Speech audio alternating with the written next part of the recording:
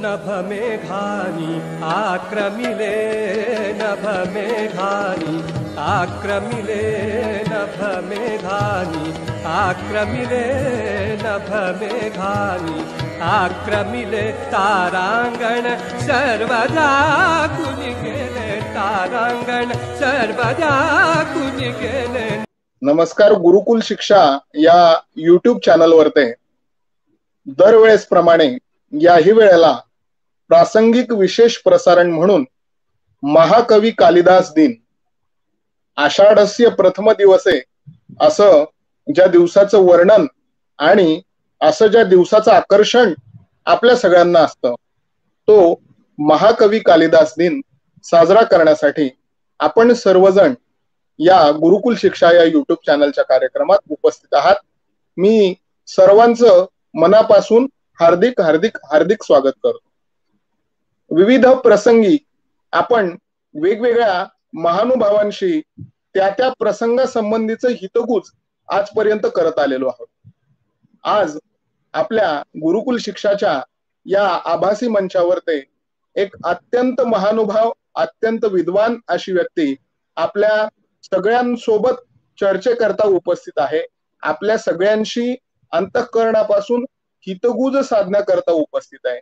त्यांचा सर्वप्रथम मी तुम्हाला सर्वांना परिचय करून देतो आणि त्यानंतर आपण त्यांचं गुरुकुल शिक्षातर्फे स्वागत करूयात आणि नंतर आपल्या हितगुजाला सुरुवात करूयात।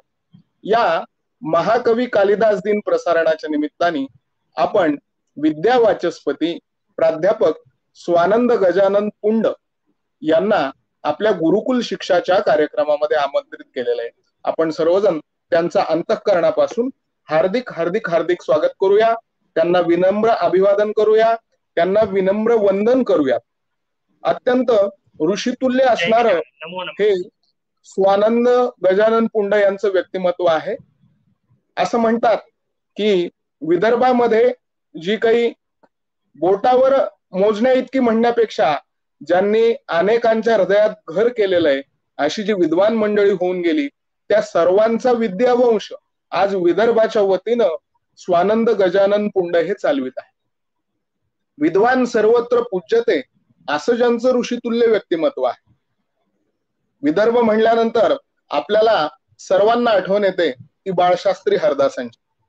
त्यानंतर विदर्भ म्हटल्यानंतर आपल्याला आठवण येते ज्यांचं आपल्या मराठवाड्यावर विशेष प्रेम होतं असे प्राचार्य राम शेवाळकर यांची। त्या प्राचार्य राम शेवाळकरांचा, त्या बाळशास्त्री हरदासांचा विद्यावंश चालवणारे आचार्य राम शेवाळकरांचे वाङ्मयीन मानसपुत्र असणारे विद्यावाचस्पती स्वानंद गजानन पुंड हे आपल्या सोबत उपस्थित आहेत। मी त्यांचा थोडक्यात तुम्हाला परिचय करून देतो। प्राध्यापक पुंड हे लोकमान्य टिळक महाविद्यालय वणी इथे संस्कृत विभाग प्रमुख म्हणून कार्यरत आहे। त्यांचं शिक्षण BA, MA, B.Ed आणि त्यानंतर त्यांनी विद्यापीठ अनुदान आयोगाची राष्ट्रीय पात्रता परीक्षा नेट प्रथम प्रयत्नात उत्तीर्ण केलेली आहे। श्रीमद आद्य शंकराचार्यांच्या महत्वपूर्ण प्रकरण ग्रंथांचं चिकित्सक अध्ययन असं त्यांनी शोध निबंध लिहिला आणि पुणे विद्यापीठानं त्यांना विद्यावाचस्पती अर्थात PhD ही पदवी प्रदान केली। त्याचप्रमाणे बेंगलोर येथील Sarvepalli Radhakrishnan research and development सेंटरच्या शिफारसीवर साऊथ अमेरिका विद्यापीठानं त्यांना वाङ्मयीन क्षेत्रामध्ये अत्यंत मानाची अशी समजली जाणारी डिलीट ही पदवी दिलेली। प्राध्यापक पुंड यांची लेखन सेवा जर सांगायला गेलं तर अगदी साक्षात भगवान श्री गणेशाचा आशीर्वाद वरदहस्त त्यांना लाभलेला आहे। ते स्वतः गाणपत्य संप्रदायाचे उपासक, प्रचारक, प्रसारक, साधक आहेत। त्यांनी 21 ग्रंथात्मक श्री गणेशोपासना ग्रंथमाला प्रकाशित केली आणि या ग्रंथमालेची नोंद Limca book of world record यांनी विक्रमी स्वरूपात घेतली। त्याचप्रमाणे श्री मुद्गल पुराण कथारूप विश्लेषण हे त्यांचा 9 खंडांचा ग्रंथ जवळपास 1,500 पृष्ठांची ही त्यांची ग्रंथमालिका आहे आणि त्याची दुसरी आवृत्ती सुद्धा 3 खंडात प्रकाशित झालेली. पुराण वाङ्मय म्हणू नका, गाणपत्य संप्रदाय म्हणू नका, यामध्ये अत्यंत मूलग्राही असं चिंतन, सूक्ष्म शास्त्रीय दृष्टिकोन, तर्कपूर्ण आणि तरीही सुगम सुबोधरित्या सादरीकरण करण्याची अलौकिक अशी लेखन शैली, वक्तृत्व शैली विद्यावाचस्पती स्वानंद पुंडे यांना लाभलेली आहे. सर्व वेदांत सिद्धांत सारसंग्रह, शतश्लोकी, श्री शांकर स्तोत्र रसावली या लेखमालेचे 4 ग्रंथ, अशा ग्रंथांच्या द्वारे त्यांनी शांकर अद्वैत तत्वज्ञानाचं अत्यंत सुबोध असं निरूपण केलेलं आहे. ज्या महाकवी कालिदासांचा आज आपण महाकवी कालिदास दिन साजरा करतो आहोत, त्या महाकवी कालिदासांच्या वाङ्मयावर ते विद्यावाचस्पती प्राध्यापक स्वानंद पुंडे यांचं विशेष प्रेम आहे. मेघदूतम, रत्नावली, कवींद्रगाथा, श्री भगवद्गीता 12वा अध्याय, रामायण महाभारत प्रश्नावली, काव्य नाटक प्रश्नावली, नीतिशतकम अशी संस्कृत साहित्यावर आधारित विविध छात्रोपयोगी संस्करण विविध विद्यापीठातील संदर्भ ग्रंथाच्या स्वरूपात त्यांनी प्रकाशित केलेली आहेत आणि अनेक विद्वानांनी त्यांच्या या ग्रंथरचनेची प्रशंसा केलेली आहे. उत्तर भारतीचे अमृतधारा प्रभाव चिंतन, चातुर्मास नवनीत अशा विविध ग्रंथांद्वारे भारतीय संस्कृतीच्या अनेकानेक पैलूंचं त्यांनी निरूपण केलेलं आहे. तुम्हाला सांगायला मला अत्यंत आनंद होतो की जवळपास त्यांचे आतापर्यंत 60हून अधिक ग्रंथ प्रकाशित झालेले आहेत. विविध वृत्तपत्रांमध्ये 31हून अधिक लेखन मालिकेतून त्यांनी जवळपास 1,500च्या वर लेख लिहिलेले आहेत. 1 जानेवारी 2020 पासून दैनिक हिंदुस्तान मध्ये श्री शांकर स्तोत्र रसावली ही महत्वाकांक्षी दैनंदिन लेखमालिका त्यांनी लिहिली आणि तिचे जवळपास 381 लेख प्रकाशित झालेले आहेत. India book of world record मध्ये या लेखमालेची विक्रमाच्या स्वरूपात नोंद घेण्यात आलेली आहे. याच्याशिवाय अनेक विविध स्फुटलेख 5000च्या वर त्यांनी लिहिलेले आहेत. ETV, ABP माझा, साम टीव्ही, यवतमाळ, नागपूर, नाशिक आकाशवाणीवर ते त्यांनी शेकडो व्याख्यानं दिलेली आहेत. विविध धार्मिक, शैक्षणिक, सामाजिक संस्थांमधून 2500च्या वर त्यांनी प्रत्यक्ष व्याख्यानं आणि प्रवचनं दिलेली आहेत. त्यांचे मान सन्मान आणि पुरस्कार यांची यादी जर मी तुम्हाला सांगितली तर आपला आजचा संपूर्ण कार्यक्रम केवळ त्यांच्या मान सन्मान आणि पुरस्कारांची यादी वाचण्यात जाईल, इतके मान सन्मान आणि पुरस्कार त्यांना मिळालेले आहेत. तरी देखील काही मोजक्या आणि सन्मानाच्या पुरस्कारांची नोंद आवर्जून घेतलीच पाहिजे. जवळपास 4ही पीठांच्या शंकराचार्यांनी त्यांना गौरवलेला आहे. परमपूज्य कांची कामकोटी पीठाचे पीठाधीश्वर, परमपूज्य गोवर्धन पीठाधीश्वर, परमपूज्य द्वारका तथा ज्योतिर्मठ पीठाधीश्वर, परमपूज्य करवीर पीठाधीश्वर, संकेश्वर पीठाधीश्वर आदी सर्व शंकराचार्यांनी या विद्या व्यासंगी व्यक्तिमत्वाचा यथोचित मान सन्मान केलेला आहे.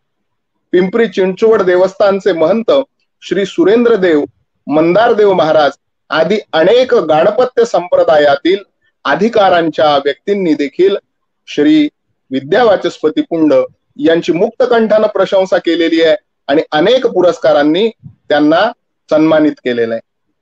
श्रीमंत दगडूशेठ हलवाई गणपती संस्थांच्या शतकोत्तर रौप्य महोत्सवी वर्षामध्ये त्यांचा मोठा सन्मान श्रीमंत दगडूशेठ हलवाई गणपती संस्थांनी केलेला आहे.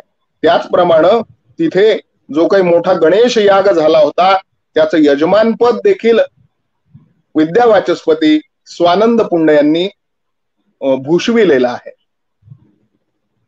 विविध पुरस्कारांमध्ये अत्यंत आवर्जून उल्लेख करावा लागेल असं नागपूरकर जे भोसले राजघराणा आहे, त्या नागपूरकर भोसले राजघराण्याच्या वतीनं साहित्य क्षेत्रातल्या योगदानाबद्दल त्यांचा राजरत्न पुरस्कार देऊन सन्मान करण्यात आलेला आहे.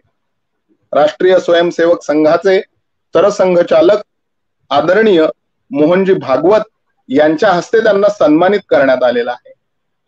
महाराष्ट्रातील, महाराष्ट्राबाहेरील, संपूर्ण भारतातील आणि संपूर्ण विश्वातील जवळपास 22हून अधिक गणमान्य संस्थांनी त्यांना प्रसंगोपात वेळोवेळी विविध पुरस्कार देऊन सन्मानित केलेले आहे. आपण मागच्या 2 वर्षापासून लॉकडाऊन अनुभवतो आहोत. या लॉकडाऊनच्या काळामध्ये त्यांनी स्वतः याही वयामध्ये 2 युट्यूब चॅनल स्वतःची तयार केलेली आहेत आणि या युट्यूब चॅनलच्या माध्यमातून गाणपत्य संप्रदाय आणि संस्कृत साहित्य या दोघांच्याही प्रचार प्रसारासाठी ते स्वतःच व्हिडिओ प्रसारण करत आहेत. श्री गणेश अथर्व शीर्ष विषयावर त्यांनी आजवर 21 व्हिडिओ प्रसारित केलेले आहेत. गणेश पुराण या विषयावर 29, श्री कल्पवृक्ष रेणुका या विषयावर 9 असे व्हिडिओ त्यांनी प्रकाशित केलेले आहेत. आपण जरूर त्यांच्या युट्यूब चॅनलला भेट देऊन त्यांचे हे व्हिडिओ अभ्यासलेच पाहिजेत. गिरवाणवाणी नावाचं युट्यूब चॅनल देखील ते चालवतात आणि कवी कालिदासांचं नितांत रमणीय असं काव्य मेघदूतम च्या प्रत्येक श्लोकावर ते निरूपण करणारा त्यांचा एक व्हिडिओ आपण सगळ्यांनी ऐकलाच पाहिजे. जे जे संस्कृतचे उपासक आहेत, जे जे संस्कृतचे चाहते आहेत, जे जे संस्कृतवर प्रेम करतात, त्यांनी गिरवाणवाणी युट्यूब सबस्क्राईब केलं पाहिजे आणि विद्यावाचस्पती प्राध्यापक स्वानंद गजानंद पुंड यांच्या नित्य सहवासात राहिलं पाहिजे. काव्य मेघदूतम वर 121 व्हिडिओ त्यांनी स्वतः तयार करून प्रसारित केलेले आहेत. त्याचप्रमाणे सध्या नीतिशतकम याचं प्रसारण त्यांचं चालू आहे.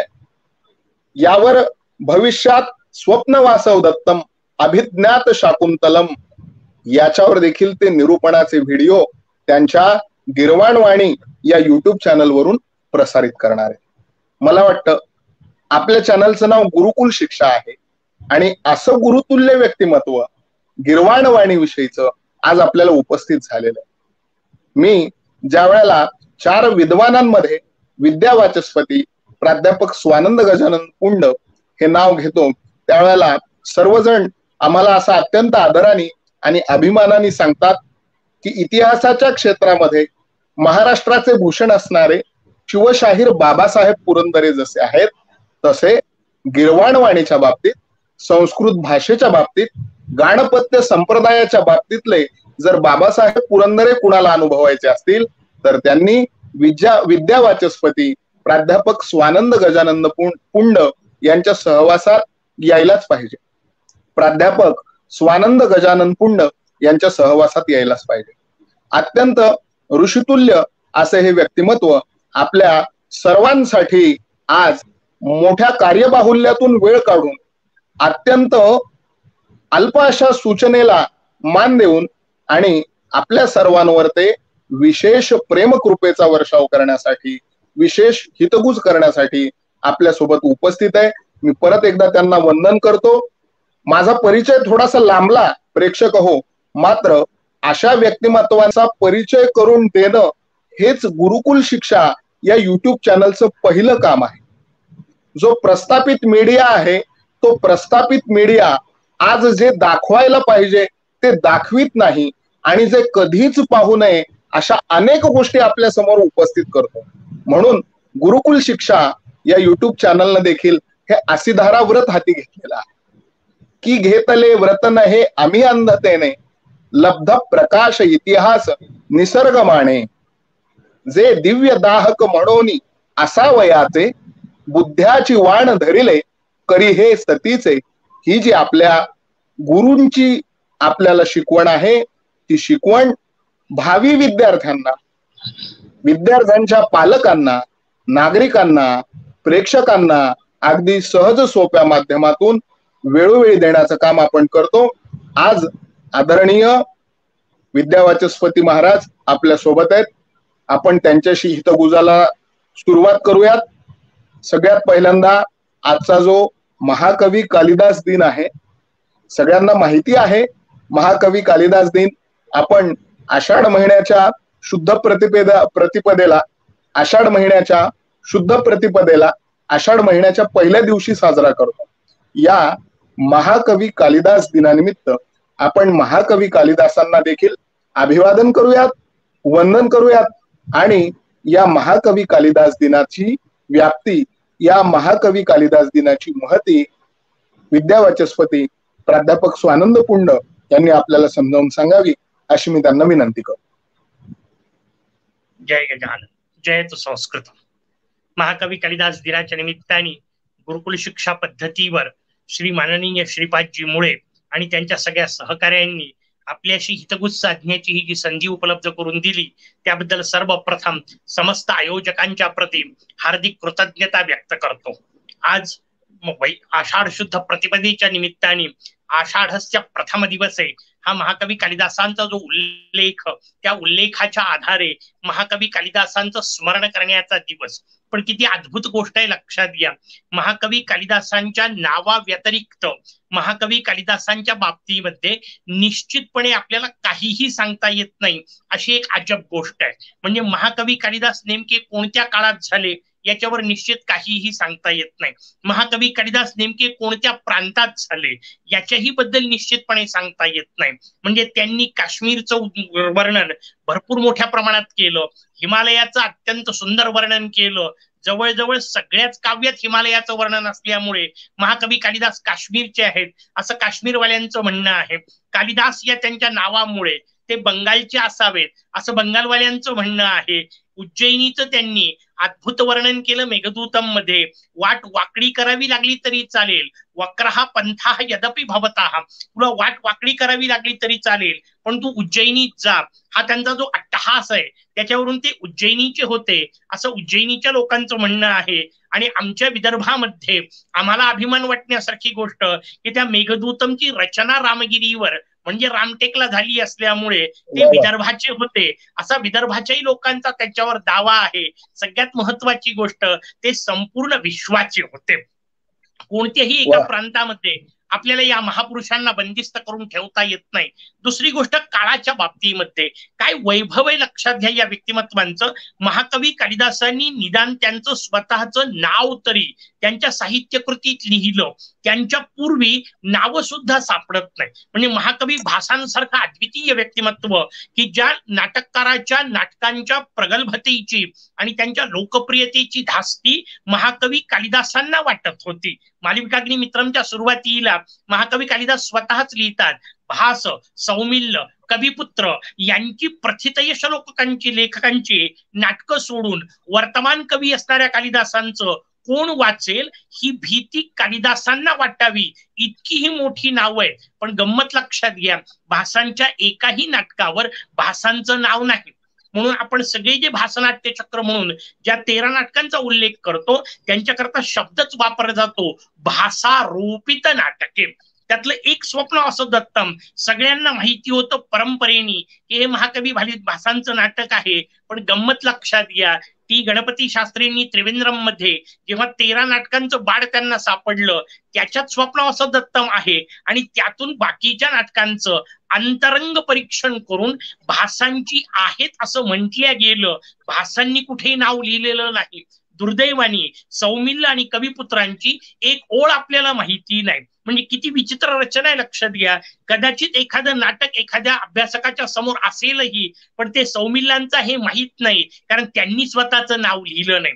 भारताची ही जी प्रवृत्ती आहे ना, ही प्रवृत्ती आपल्याला व्यवस्थित समजून घेतली पाहिजे. वेरूळ अजिंठ्यासारखे महाकाव्य पाषाणाला लास्य फोडणारं अद्वितीय रचना करणारे कुठेही स्वतःचं नाव लिहित नाहीत. नेमकी ती प्रवृत्ती भारतीयांची का? कारण कोणी केलं आणि कधी केलं हा भारताच्या दृष्टीने फार महत्वाचा विषयच नाहीये. भारताच्या अभ्यासाची पद्धती आपल्याला भारतीय रचनेने समजून घेतली पाहिजे. कोणी केलं आणि कधी केलं ही पाश्चात्यांच्या अभ्यासाची पद्धती आहे. म्हणून कोणी केलं या नावाने ते वंशावळी पाठ करतात आणि कधी केलं या नावाने सनावरी पाठ करतात. भारतीय अभ्यास या दोन्ही पद्धतींना बाजूला ठेवतो. तो म्हणतो कोणी केलं महत्वाचं नाही, कधी केलं महत्वाचं नाही, काय केलं ते समजून घ्या, कशासाठी केलं ते समजून घ्या, कसं केलं ते समजून घ्या, उद्देश लक्षात घ्या. महाकवी कालिदास नेमके केव्हा झाले हे आपल्याला माहित नसलं तरी त्यांनी लिहिलेलं साहित्य हे मात्र चिरंतन आहे. ते त्रिकाला बाधित अद्वितीय अशा प्रकारचं मानवी मूल्यांचं प्रस्थापना आपल्या समोर करते. आणि म्हणून महाकवींना वंदन करण्यासाठी त्यांच्या साहित्यातला हा उल्लेख पकडला. मेघदूतम मध्ये जेव्हा त्या मेघाला तो यक्षाला तो मेघ दिसतो त्यावेळी त्यांनी आषाढाच्या पहिल्या दिवशी तो दिसला याचं वर्णन महाकवींनी केलं. आषाढस्य प्रथम दिवसे मेघमाश्लिष्ट सानू वप्र क्रीडा परिणत गजहा प्रेक्षणीयम ददर्श या त्यांच्या उल्लेखाचा वापर करत आषाढाच्या या पहिल्या दिवसाला महाकवी कालिदासांचा दिवस म्हणून गौरविण्याची पद्धती आहे. निदान त्या निमित्ताने त्या दिवशी पुरतं नाही, त्या दिवसापासून महाकवी कालिदासांच्या अभ्यासाचं आपल्या डोक्यामध्ये सूत्र चालत राहावं ही त्याच्या मागची भूमिका आहे. आज त्या दृष्टीने आपण त्यांना सुरुवातीला वंदन करू आणि बाकीचे जसे प्रश्न असतील तशा हिशोबात पुढचं चिंतन करू.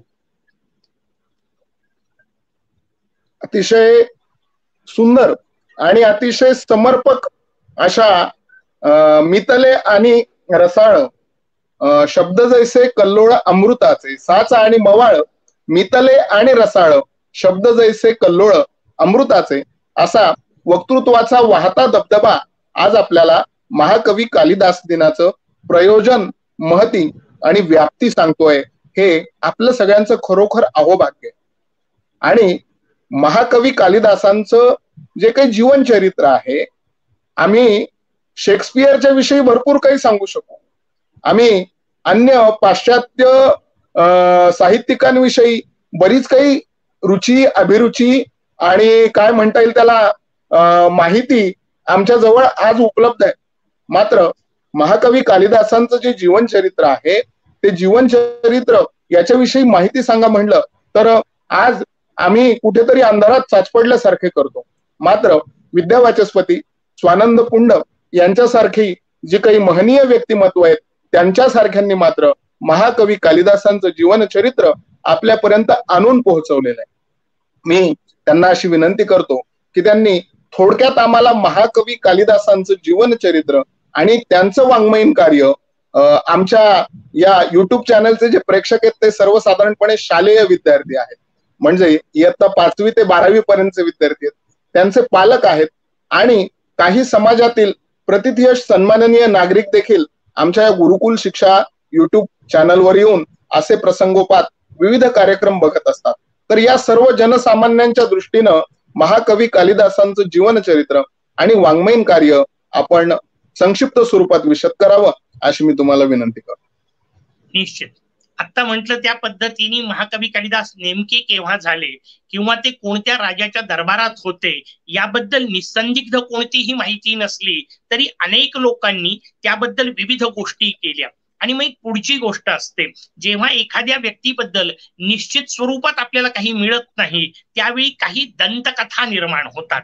दंतकथा याचा अर्थ एकाने दुसऱ्याला सांगितली, दुसऱ्याने तिसऱ्याला सांगितली, त्याचा उगम नाही सांगता येत. तोंडातून निघालेल्या कथा एकमेकांपर्यंत श्रुती पद्धतीने म्हणजे ऐकण्याच्या पद्धतीने पारेषित होत गेलेल्या कथा महाकवी कालिदासांच्या जीवनात अशा अनेक कथा आपल्याला पाहायला मिळतात. एक मजेदार कथा आहे सुरुवातीची.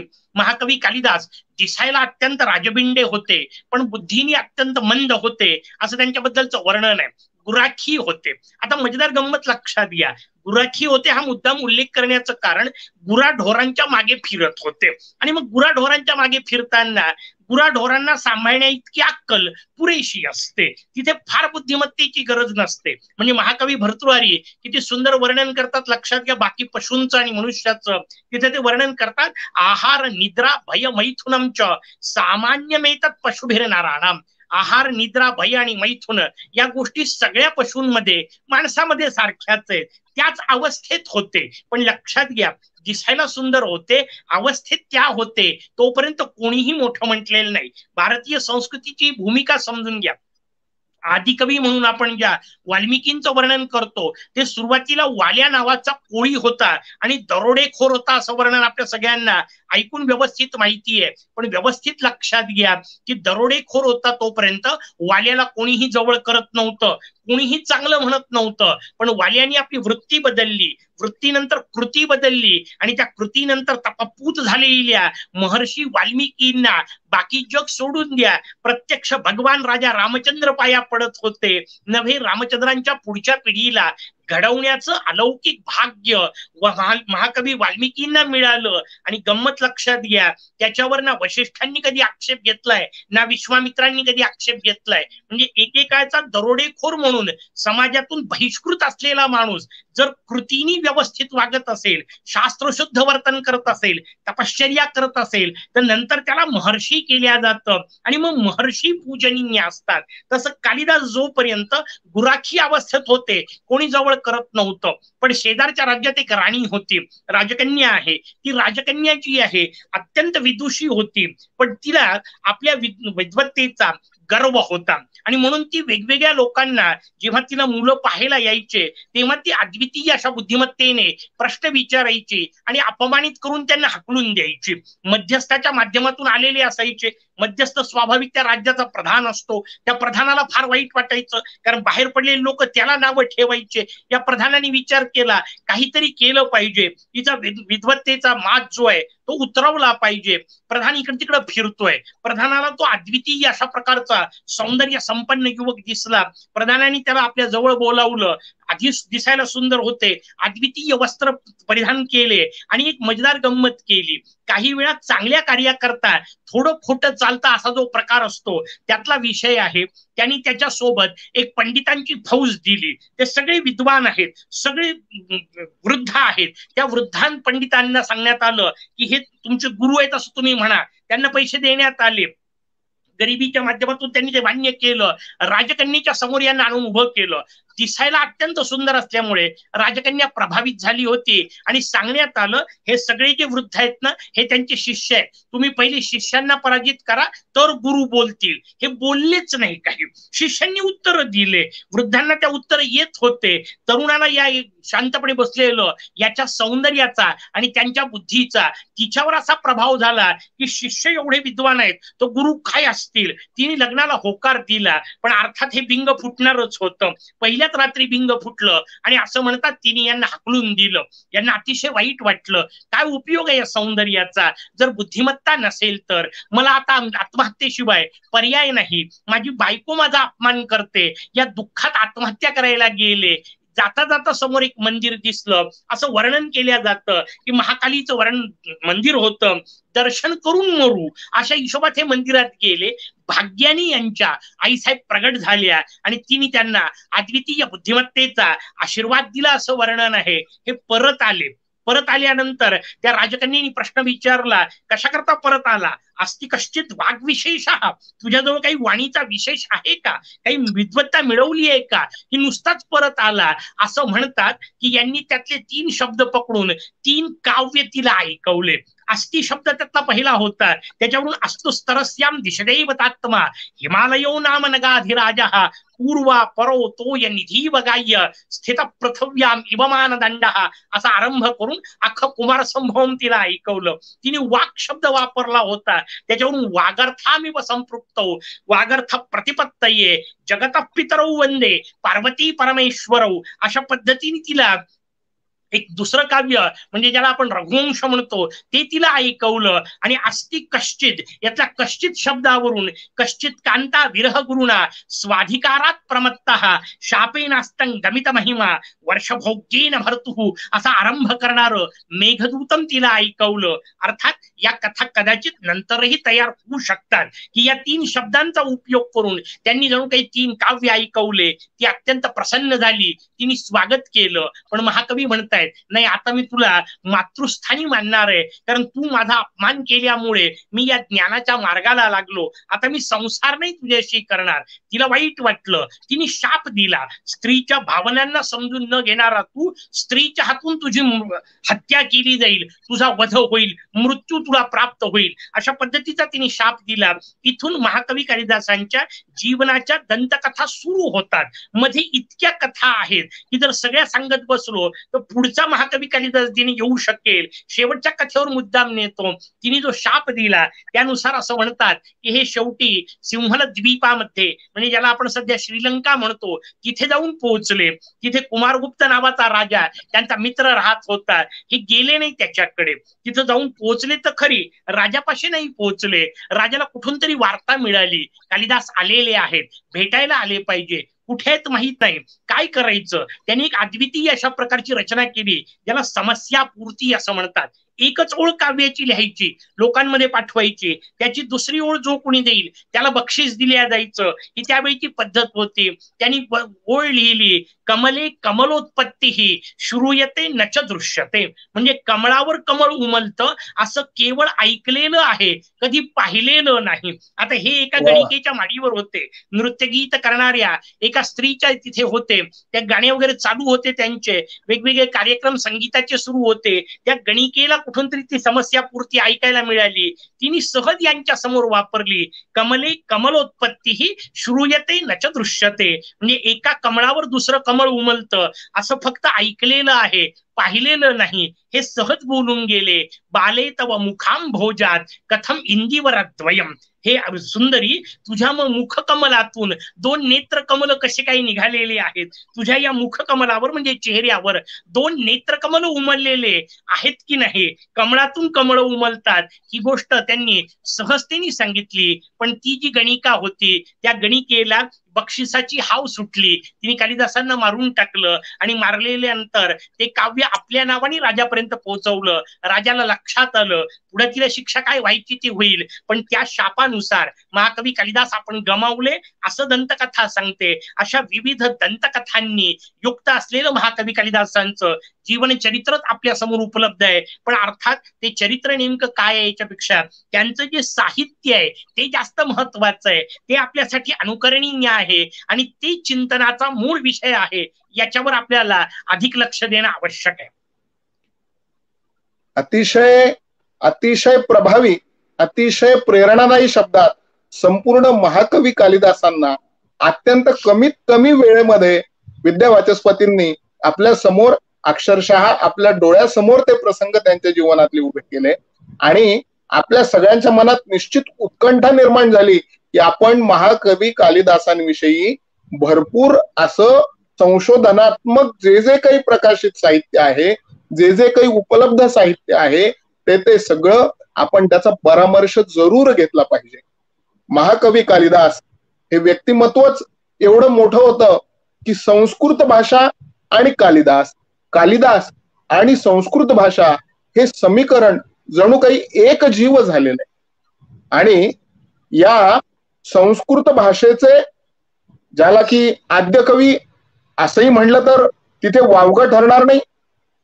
आणि संस्कृत भाषेमध्ये कालिदासांनी इतकं प्रगल्भ लेखन आणि अतिशय उत्तुंग दर्जाची लोकप्रियता लाभलेलं दुसरं व्यक्तिमत्व आपल्याला दिसत नाही. त्यामुळं महाकवी कालिदासांचं जसं जीवनचरित्र आहे तसं त्यांचं जे वाङ्मयीन कार्य आहे, त्यांचे जे वाङ्मयीन आपल्या समोरचे आविष्कार आहेत त्याच्याविषयी थोडक्यामध्ये माहिती आदरणीय विद्यावाचस्पती प्राध्यापक स्वानंद पुंडे यांनी सांगावी अशी विनंती करतो. बिलकुल. संस्कृत साहित्याचा अभ्यास जर आपण करत गेलो आणि विविध ग्रंथालयांमधल्या कालिदासांच्या नावावर उपलब्ध असणाऱ्या ग्रंथांचं एकत्रीकरण केलं तर ती संख्या कदाचित 450च्या वर जाऊ शकते. अर्थात त्याच्यातूनही बऱ्याच गोष्टींना काटछाट केली जाते. तरीही 40च्या वर ग्रंथ महाकवी कालिदासांच्या नावावर अनेक जागी वर्णिलेले आहेत. अर्थात याबद्दल निश्चितपणे एकमत नाही, एकमत निश्चितपणे असणारे ग्रंथ म्हणून 7 ग्रंथ आपल्या समोर आहेत आणि त्या पद्धतीने आपण त्यांचा अभ्यास करू शकतो. कोणते 7 ग्रंथ? 2 ग्रंथ त्यांचे खंडकाव्य स्वरूपातले आहेत, ज्याला गीती काव्य असं म्हणतात. लहान आकार आहे या अर्थाने खंडकाव्य शब्द वापरला जातो. मेघदूतम आणि त्याच्या आधी असणारं ऋतुसंहारम हे 2 काव्य. काय वैशिष्ट्य आहेत लक्षात घ्या. या बोलण्याच्या निमित्ताने या एकेका काव्याचं थोडक्यात वैशिष्ट्य पाहण्याचा आपण प्रयत्न करू. ऋतुसंहारम हे त्यांचं सगळ्यात सामान्य दर्जाचं काव्य असं म्हटलं जातं. सामान्य याचा अर्थ महाकवी कालिदासांच्या बाकी साहित्य कृतीचा विचार करता सामान्य दर्जाचं. या ऋतुसंहारम बद्दल आणखी आपल्याला सांगतो की ते सगळ्यात निम्न काव्य म्हणून जरी त्यांचं असलं तरी एकमत आहे पंडितांचं की महाकवींनी केवळ ऋतुसंहारम लिहिलं असतं तरी ते महाकवी म्हणून घोषित झाले असते. इतकं अलौकिक आहे. तर मग त्यांचं जे श्रेष्ठ काव्य म्हटलं जातं ते किती अद्वितीय असेल याचा विचार आपल्याला करता येतो. ऋतुसंहारम मध्ये कोणीही नायक नाही, कोणीही नायिका नाही, निसर्ग हाच नायक. 6 सर्ग आहेत आपल्या समोर. 6 सर्गामध्ये 6 ऋतूंची वर्णनं आपल्या समोर करून दिलेली आहेत आणि त्या ऋतूंचं वर्णन करत असताना त्या ऋतूमध्ये निसर्गात कसा बदल होतो, त्या ऋतूंचा मानवी जीवनावर, मानवी प्रेम जीवनावर कशा पद्धतीचा परिणाम होतो इत्यादी गोष्टींचं वर्णन केलं. पण बारीक बारीक गोष्टीत सुद्धा प्रवृत्ती कशी आपल्याला दिसते लक्षात घ्या. ऋतुसंहारमचा आरंभ ग्रीष्म ऋतूच्या वर्णनाने होतो आणि समाप्ती वसंतानी होते. वास्तविक मोजताना आपण वसंतापासून वर्षाचा विचार करतो, शेवट त्याचा शिशिर ऋतूपाशी किंवा हेमंत ऋतूपाशी आपण त्या पद्धतीने मोजत नेत असतो. इथं वर्णन तसं नाहीये. ग्रीष्मापाशी सुरू झालं आणि वसंतापाशी संपलं. वाक्याच्या रचनेतच आपल्याला महाकवी कालिदास जणू काही सुचवत आहेत की लक्षात ठेवा, आयुष्य जरी ग्रीष्मासारखं सुरू होत असलं, याचा अर्थ दाहक असलं, पोळणारं असलं, पीडा देणारं असलं तरी आयुष्याची समाप्ती वसंताच्या पद्धतीची असावी, फुलपुष्प फलयुक्त असावी, सगळ्यांच्या जीवनात आनंद भरणारी असावी, जीवन यात्रा अशी असावी हे सांगण्याकरता लहानसा जो बदल केला तो सुद्धा संदेश देणारा आहे. ही महाकवी कालिदासांची अलौकिकता आहे. पुढे मेघदूतमचं वर्णन, ज्याच्यावर आपण प्रामुख्याने बोलणारच आहोत. हे 2 खंडकाव्य केले, रघुवंशम आणि कुमार संभवम हे 2 महाकाव्य त्यांच्या नावानी आहेत आणि 3 नाटकं, मालविकाग्निमित्रम, राजा अग्निमित्र आणि मालविका यांच्या प्रेमकथेवर, इतिहासावर आधारलेलं प्रत्यक्ष नाटक आपल्याला पाहायला मिळतं. त्यानंतर विक्रमोर्वशीयम, पुरुरवा आणि उर्वशी यांच्या दिव्य चरित्रावर, प्रेमकाव्यावर लिहिलेलं विक्रमोर्वशीयम आपल्याला साठी अभ्यासाला उपलब्ध आहे. आणि सगळ्यात शेवटचा विषय की ज्याच्यासारखं नाटक जगाच्या पाठीवर आजपर्यंत झालं नाही आणि पुढे किमान आपल्या आयुष्यात तरी आपल्याला वाचायला मिळण्याची शक्यता नाही, असं अद्वितीय नाटक ज्याचं वर्णन करताना म्हटलं गेलं काव्येषु नाटकम रम्यम तत्र रम्या शकुंतला. ही जी अवस्था आहे की सगळ्या नाटकांमध्ये, म्हणजे एकतर मुळात सगळ्या काव्यामध्ये, काव्य हा शब्द संस्कृत मध्ये साहित्य या अर्थाने वापरला जातो. गद्य काव्य, पद्य काव्य, नाट्य काव्य, सगळ्यालाच काव्य म्हणतात. सगळ्या साहित्य प्रकारांमध्ये नाटक हे सगळ्यात सुंदर साहित्य प्रकार आहे आणि त्यात सर्वाधिक सुंदर नाटक शाकुंतल. अशा 7 साहित्य कृतींनी महाकवी कालिदासांचं साहित्यातलं इंद्रधनुष्य कायम तळपत आहे. ही रचना आपण पाहू शकतो. अतिशय समर्पक आणि अतिशय सुंदर अशा शब्दामध्ये महाकवी कालिदासांचं वाङ्मयीन कार्य आपल्या समोर आदरणीय विद्यावाचस्पतींनी मांडलेलं आहे. संस्कृत भाषा ही या देशाची आद्य भाषा आहे किंवा सर्व भारतीय भाषांची जननी संस्कृत भाषा आहे असं म्हणतात. या संस्कृत भाषेमध्ये महाकवी कालिदासांनी खूप मोठं असं आपलं वाङ्मयीन योगदान, आपलं वाङ्मयीन कार्य केलेलं आहे. असं म्हणतात की जनव्यवहाराची भाषा महाकवी कालिदासांच्या वेळेला संस्कृत हीच होती. या संस्कृत भाषेचं थोडंसं स्मरण, या संस्कृत भाषेविषयीचं थोडंसं चिंतन आज महाकवी कालिदास दिनाच्या निमित्ताने आपल्या सगळ्यांकडून व्हावं अशी गुरुकुल शिक्षाची इच्छा आहे. तर ही जी आपली संस्कृत भाषा आहे, हिला आपण देवभाषा म्हणतो, गिरवाणमाणी म्हणतो. या संस्कृत भाषेचा इतिहास आणि या संस्कृत भाषेचा भूगोल, किंबहुना या संस्कृत भाषेची मानवी जीवनातील उपयुक्तता आणि भविष्य काळातल्या संस्कृत भाषेमध्ये असणाऱ्या संधी किंवा संस्कृत भाषेकडे जनसामान्यांनी कशामुळे आकृष्ट व्हावं, या सर्वच बाबीवर ते आज महाकवी कालिदास आपण सर्वांनी चिंतन करण्याची अतिशय आवश्यकता आहे. तर या सर्व बाबतीत मौलिक असं मार्गदर्शन विद्यावाचस्पती प्राध्यापक स्वानंद पुंड यांनी करावं अशी मी त्यांना विनंती करतो. संस्कृत हे त्या भाषेचं नाव आहे. किती सुंदर नाव आहे, लक्षात घ्या. सम उपसर्ग लावलेला आहे. कृत शब्दाचा अर्थ केलेली, जी अत्यंत योग्य प्रकारे जिची मांडणी केलेली आहे तिला संस्कृत असं म्हणतात. व्याकरण शुद्ध असणारी अशी मांडणी या भाषेची जितकी आहे इतकी जगाच्या पाठीवर कोणत्याही भाषेची नाही. म्हणून आज जेव्हा आपण संगणकीय युगामध्ये वावरतोय तेव्हा हे जागतिक पातळीवर मान्य झालेलं सत्य आहे की संस्कृत इतकी संगणकाला उपयुक्त असणारी कोणतीही भाषा नाही. कारण महत्वाची गोष्ट लक्षात घ्या, अनेक वैशिष्ट्य आहेत त्याचे. केवळ संस्कृत भाषेची वैशिष्ट्य एवढ्या विषयावर आपल्याला तासनतास चिंतन करता येईल. पहिलं महत्वाचं वैशिष्ट्य लक्षात घ्या की संस्कृत भाषेमध्ये जसा उच्चार केला जातो तसंच लिखाण केल्या जातं. हा अत्यंत महत्वाचा मुद्दा आहे. आणि म्हणून जेव्हा आता नवीन परिभाषेमध्ये आपण बोलून टाईप करण्यापर्यंत आपले संगणक काय आपल्या हातातला मोबाईल जाऊन पोहोचलेला आहे, त्या काळात संस्कृत भाषेच्या शुद्ध उच्चाराचा त्या लिखाणाकरता परमोच्च उपयोग आहे. त्यानंतर जेव्हा बोलूनच सगळ्या संदेश समोरच्या त्या यंत्रांना द्यायचे त्यावेळी संस्कृत अत्यंत उपयुक्त राहणार आहे.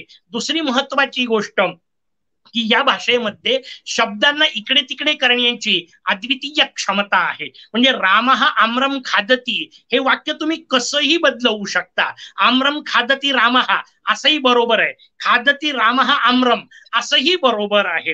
अंतराळामध्ये जेव्हा आपले अंतराळवीर जातात आणि जेव्हा वेगवेगळे संदेश पाठवायचे असतात तेव्हा शब्द इकडे तिकडे होतात. अशा पद्धतीची रचना आज सगळ्यांना सतावत असते. मग त्यांना ते पद्धतीने कोडिंग करून पाठवतात आणि ज्या पद्धतीने त्यांचा अभ्यास करतात हे सध्या चालू आहे. पण जसं आपल्याला एक साधं लक्षात येईल की समजा 10-20 मेसेज तुम्ही एकत्र केले आणि एकदम पाठवले तर ते आकारानुसार मागे पुढे होतात आणि मग नेमका संदेश आपल्याला कळत नाही जर त्यांचा क्रम ठरलेला पाहिजे असेल तर. पण संस्कृतच्या वाक्यरचनेचं हे वैभव आहे की संस्कृत वाक्यरचना कोणत्याही क्रमाने चालू शकते. आणि म्हणून नवीन काळात याही दृष्टीने संस्कृत अत्यंत महत्वाचं आहे.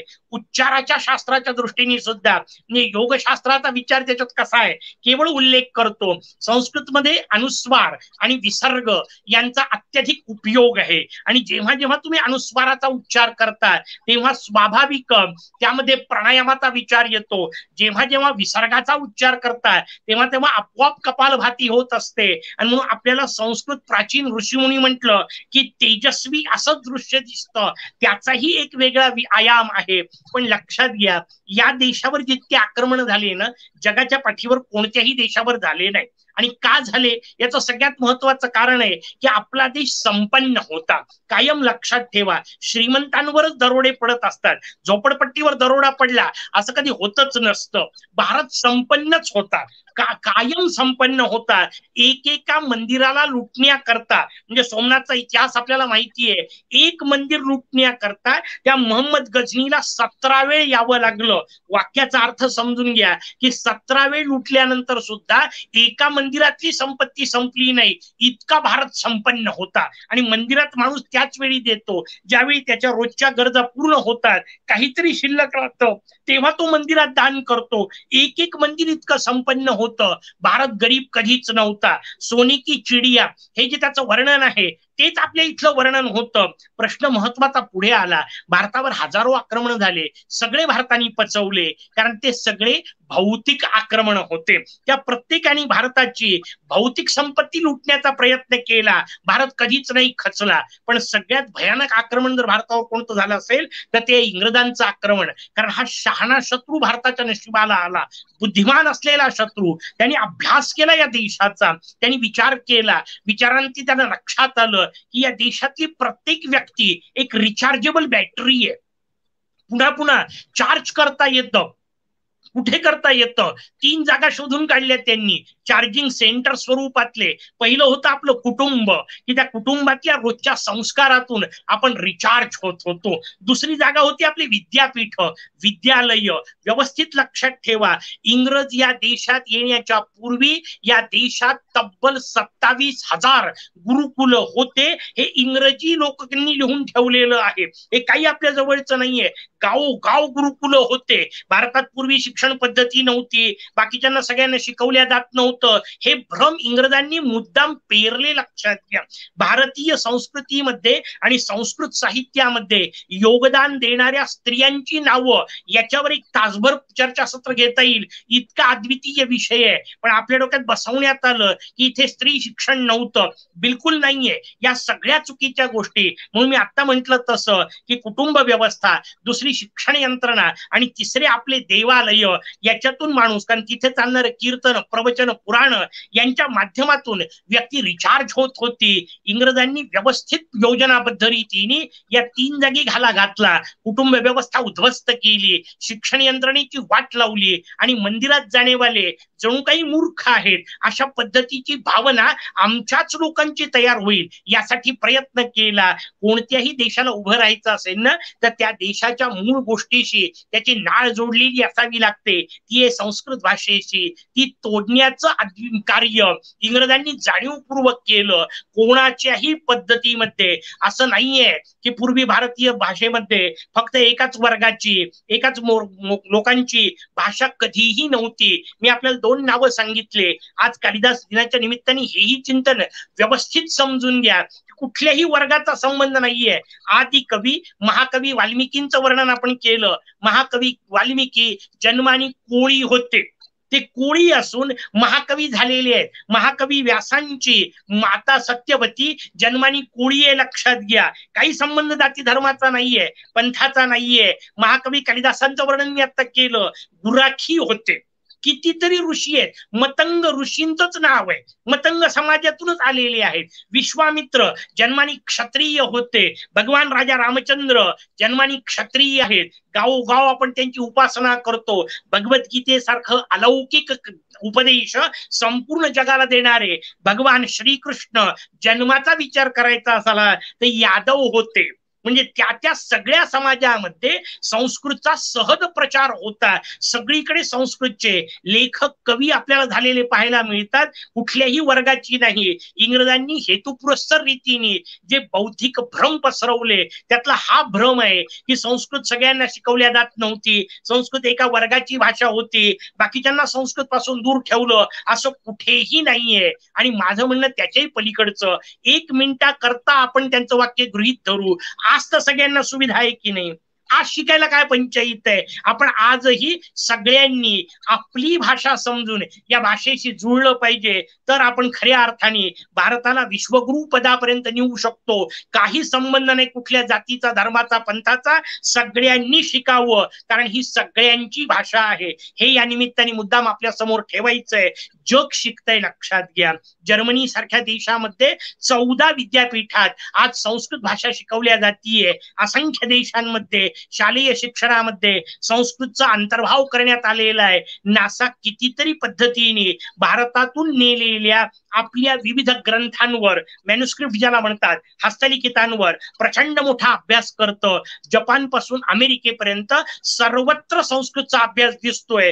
दुर्दैव फक्त आपलं हेच आहे की जेव्हा ते सांगतील महत्व तेव्हा आपल्याला पटेल आणि मग आपले मुलं घेतील, तोपर्यंत त्यांना घ्यावं वाटत नाही. हा भारताच्या सध्याच्या दुर्दैवाचा काळ आहे. त्यामधून आपल्याला मार्ग काढायचा आहे. यासाठी आपण सगळ्यांनी संस्कृतचे प्रहरी म्हणून उभं राहणं आवश्यक आहे. तेवढं आवाहन या दिवसाच्या निमित्ताने निश्चितपणे आपल्या सगळ्यांना करतो. वा वा, अतिशय योग्य. आणि आजच्या दिनविशेषाच्या निमित्ताने जे चिंतन घडायला पाहिजे होतं ते संस्कृत भाषेचा इतिहास, भूगोल, संस्कृत भाषेची उपयुक्तता, संस्कृत भाषेच्या भविष्यातल्या संधी आणि संस्कृत भाषेविषयीचे जनसामान्यांचे गैरसमज दूर करत आपण संस्कृत भाषेविषयीचं अतिशय महत्वाचं चिंतन, अतिशय महत्वाचं असं मनोगत आणि मार्गदर्शन व्यक्त केलंय.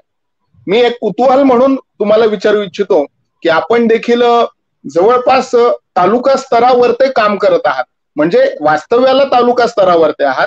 त्यानंतर आपल्या काळामध्ये, आज आमच्या काळामध्ये जेवढ्या काही अभ्यासाच्या साधनांची उपलब्धता आहे, तेवढी अभ्यासाच्या साधनांची उपलब्धता निश्चितच आपण ज्या वेळेला विद्यार्थी दशेत असाल त्यावेळेला निश्चितच नसेल. म्हणजे आज मला कुठलाही ग्रंथ हवा असेल तर मी अगदी गुगलवरती जातो किंवा एखाद्या दुसऱ्या ब्राउझरवरती जातो आणि त्या ग्रंथाचं नाव फक्त टाईप करतो. त्या ग्रंथाच्या जेवढ्या प्रकाशनांनी आवृत्त्या काढलेल्या आहेत तेवढी सगळी प्रकाशनं तो ग्रंथ हातात घेऊन माझ्यासाठी उभी असतात. इतकी आज अभ्यासाच्या साधनांची म्हणजे सुलभता आणि सहजता आहे. मात्र आपल्या बालपणी अशी अभ्यासाच्या साधनांची सुलभता आणि सहजता खचितच नसेल.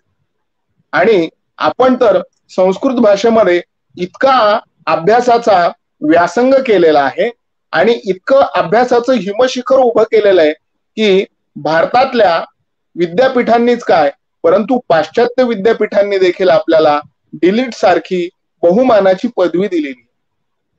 भारतातली विद्यापीठं तुमचा निश्चितच गौरव करतील, परंतु मला माझ्या हृदयस्थ आनंदाची बाब अशी आहे की ज्यांनी कोणे एकेकाळी या देशाची संस्कृती नष्ट व्हावी, या देशातली संस्कृत नष्ट व्हावी म्हणून जीवाचा आटापिटा करून प्रयत्न केले आणि कदाचित आजही करत असतील विविध माध्यमातून, त्यांनीच संस्कृत भाषेमध्ये आपण जे कार्य केलेलं आहे त्या आपल्या कार्याचा गौरव डिलीट सारखी बहुमानाची पदवी देऊन केलेला आहे.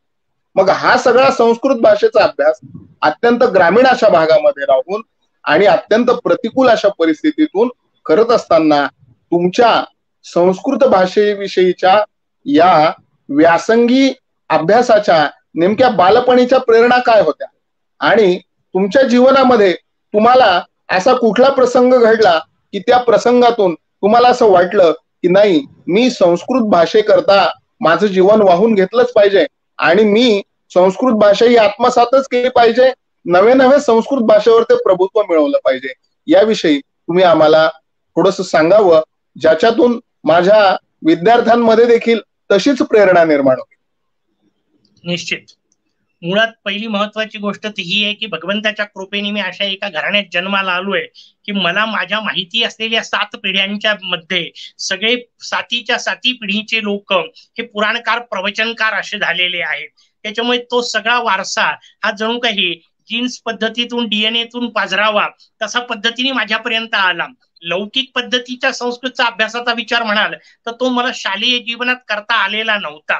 त्या आमच्या शाळेमध्ये साधारणतः इंग्रजी वर्गाला संस्कृत विषय देण्याची एक पद्धत होती. त्याच्यामुळे 8वी 9वी 10वी पर्यंत लौकिक पद्धतीने संस्कृत करता आलं नाही, पण घरात स्वाभाविकच वातावरणच सगळं संस्कृतचं असल्यामुळे सकाळी उठल्यापासून प्रातस्मरणापासून रात्री झोपेपर्यंत शयन मंत्र म्हणेपर्यंत मंत्रच कानावर पडत होते.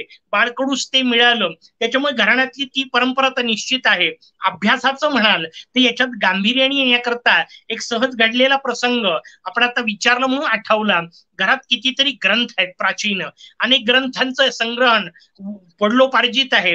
पारंपरिक हस्तलिखित वेगवेगळे होते, त्या सगळ्यांचे कपाट भरलेले. जेव्हा घराचं दुरुस्तीचं काही काम करायचं त्यावेळेला ते आलेल्या लोकांनी ते सगळे ग्रंथ पाहिले आणि आमच्या वडिलांना सहज विचारलं, तर त्यावेळी आम्ही अगदी लहानशे शाळकरी विद्यार्थी होतो. तर त्यांनी सहज वडिलांना विचारलं, म्हणजे एवढ्या पुस्तकांचं नंतर काय कराल तुम्ही, कोण वाचणार आहे? तर त्यांनी एक सहज बोलताना गमतीने म्हटलं, काही काळजी करू नको म्हणे, कोण ना कोणीतरी वाचेल आणि नाही वाचले तर मी सांगून टाकेल, माझ्या खाली ठेवा आणि अग्नी लावा, मी आरामशीर जळू शकेल एवढे ग्रंथ माझ्या घरात आहेत. हे वाक्य माझ्या हृदयात भिडलं, आतमध्ये चर्र करत गेलं आणि ठरवलं की आई वडिलांनी निर्माण केलेला हा जो सगळा संसार आहे म्हणजे ग्रंथ संभार या अर्थाने हा कधीही असा अवस्थेत जाणार नाही की याच्या अभ्यासाला निदान माझ्या आयुष्याच्या शेवटच्या क्षणापर्यंत मी या ग्रंथांचा अभ्यास करत राहील. ही भूमिका आली. 8वी 9वी 10वी मध्ये जरी शिकता आलं नाही तरी 11वीच्या वर्गात प्रवेश करताना संस्कृतच शिकायचं ही भूमिका घेऊन मी महाविद्यालयात गेलो. मला आजही दिवस आठवतो. आमचे त्यावेळेचे प्राचार्य जे होते आदरणीय तेलंग सर, त्यांनी मला सहज बोलताना म्हटलं, अरे म्हणे निदान कॉमर्सला ऍडमिशन घे, कारण त्यावेळी आर्ट्सला ऍडमिशन घेणे आजही अनेकांच्या डोक्यात असतं की कला विभागात येणे म्हणजे ज्यांना काही जमत नाही त्यांनी यायचं, ही डोक्यातून काढून टाका कल्पना.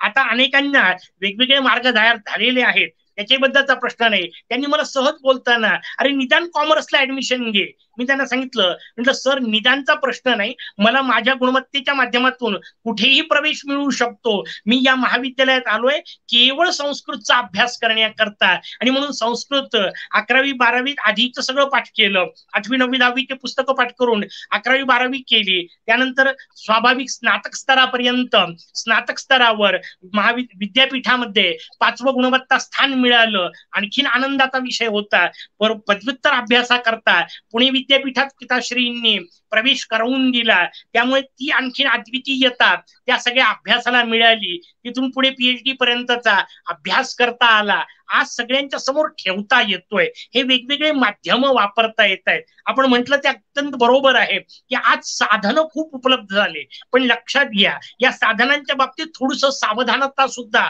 असली पाहिजे, कारण अतिसाधन संपन्नता ही माणसाला घातक असते.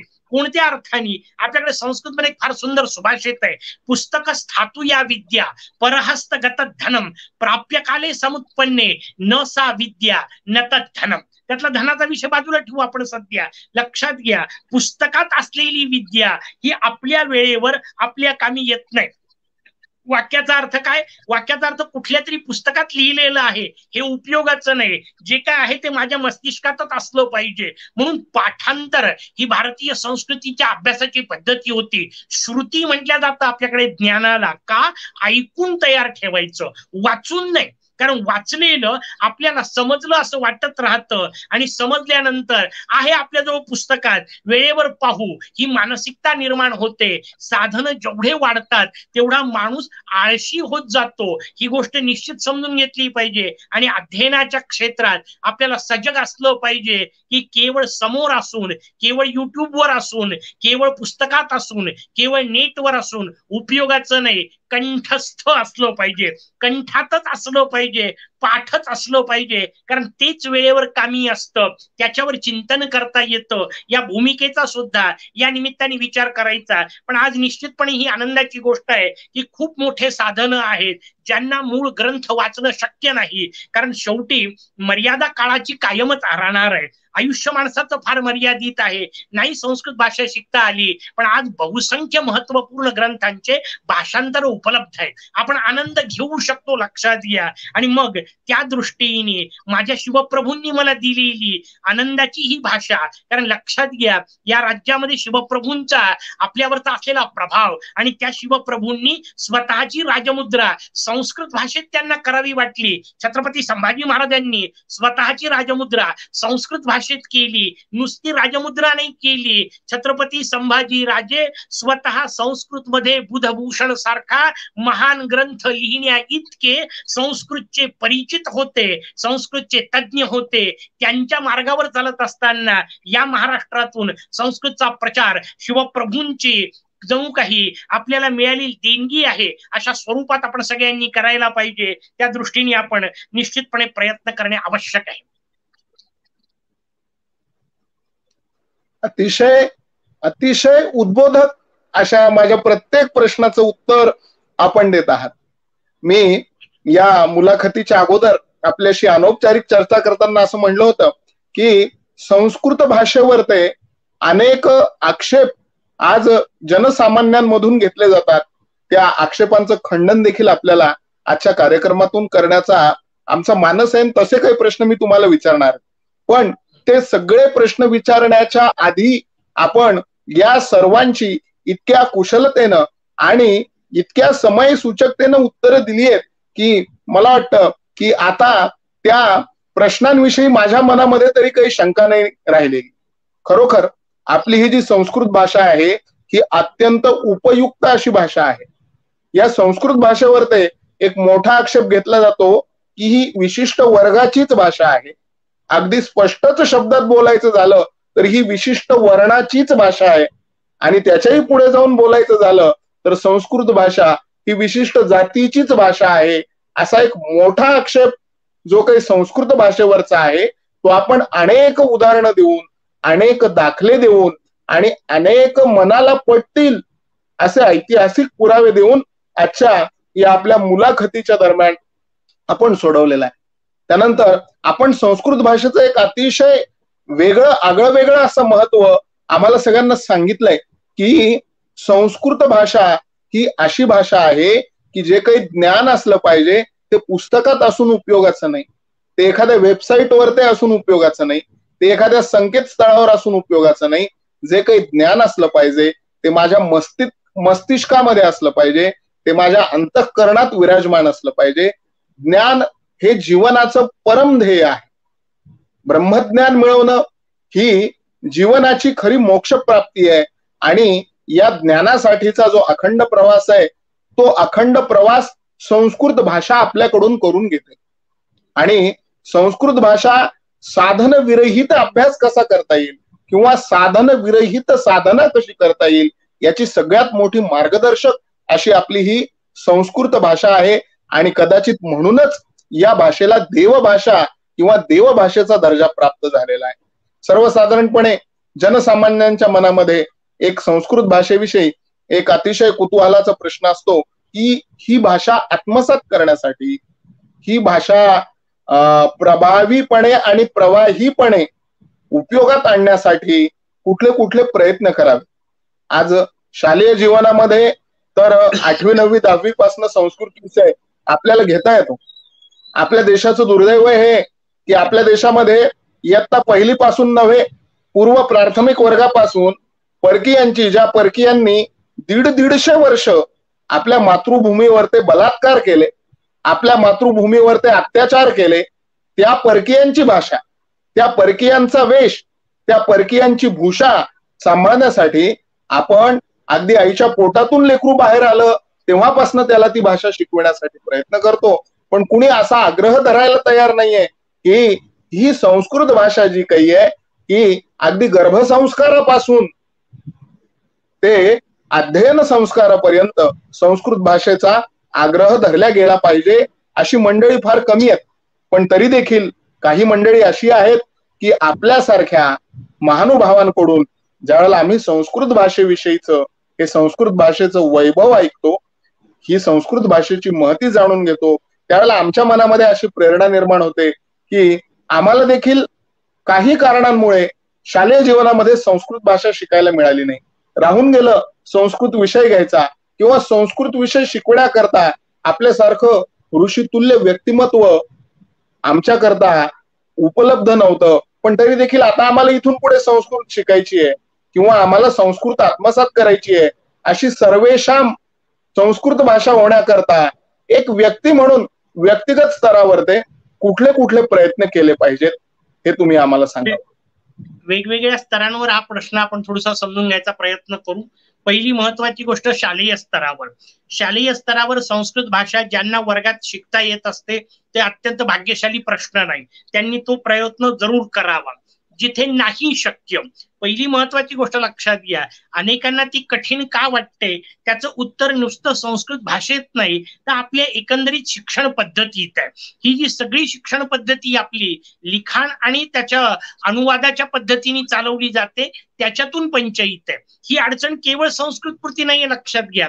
अगदी इंग्रजी सारख्या विषयामध्ये अगदी पदव्युत्तर पदवी प्राप्त केलेल्या माणसाला सुद्धा 5 वाक्य इंग्रजीमध्ये मोजकेपणाने बोलता येत नाहीत, स्पष्टपणे आपले मतं मांडता येत नाहीत. हे आपण गावोगाव पाहू शकतो. अगदी मराठी भाषेत पदव्युत्तर पदवी घेतलेल्या माणसाला सुद्धा शुद्ध मराठीमध्ये संवाद साधता येत नाही. ही परिस्थिती आहे सगळीकडे. त्याच्यामुळे ही सगळीच कडची परिस्थिती आहे.